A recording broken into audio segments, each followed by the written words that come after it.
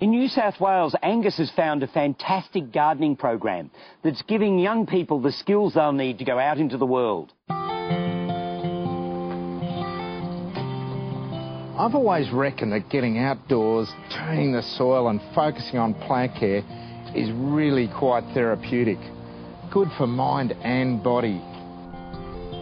And I've found a good example of that here at the Post-School Options Therapy Garden on the New South Wales Central Coast. Doing what? The centre is specially designed to provide therapy through gardening for people with physical or intellectual disabilities. Paula Parnanen is the founder and coordinator of the centre, which has been operating since 2005. I've worked with people with disabilities for quite a long time, and it wasn't until we had some people that weren't engaging in any other program areas that I brought some plants into work, and being a gardener started playing around, germinating some seeds, and just found that people were really interested. So if you take the stuff from the front, maybe we can turn that and pile it up towards the back of the shoot. You do much digging with the compost? Oh, sometimes. Yeah. What about the worm farm? Do you use that at all? No, sometimes I usually use it. Occasionally, yeah, I usually use it. Yeah. Yeah, I love it. Yeah, I like the worms myself. Oh, do you?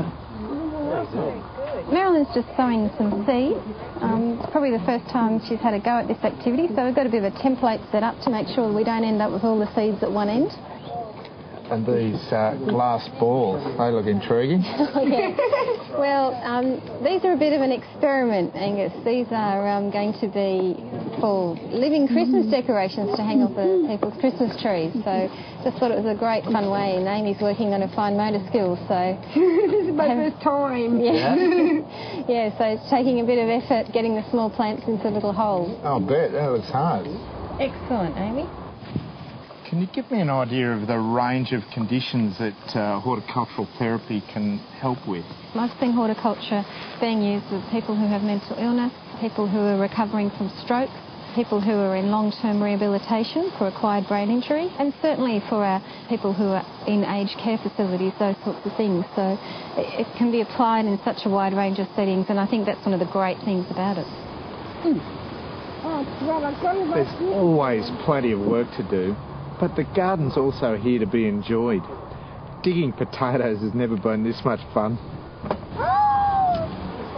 Yes, I found it! Being in a green environment is very beneficial, whether you're in a hospital or rehab centre, even just having the plants around you. Skin conductivity tests have shown that your heart rate's lowered, your rehabilitation is a lot faster, your staff that work in those sorts of environments are a lot happier, and people who are recovering from strokes and wanting to reuse one of their limbs, to actually do that in this type of environment has a lot faster effect sometimes than sitting in a traditional therapy environment.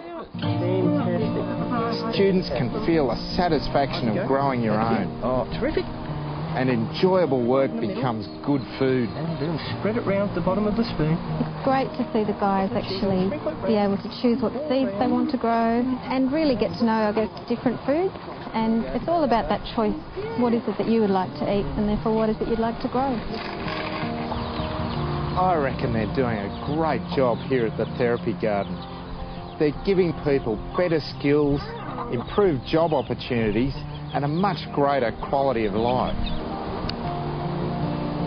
The great thing about plants is that they're non-judgmental, so it doesn't matter if you're old or young, or arthritic or not, or rich or poor. They respond to the care they're given. And sometimes for people who have lost a lot of that power in their lives, who are used to being controlled or cared for permanently, to actually be able to care and look after another living thing can be an incredibly empowering experience. And that's enough to start changing and turning things around.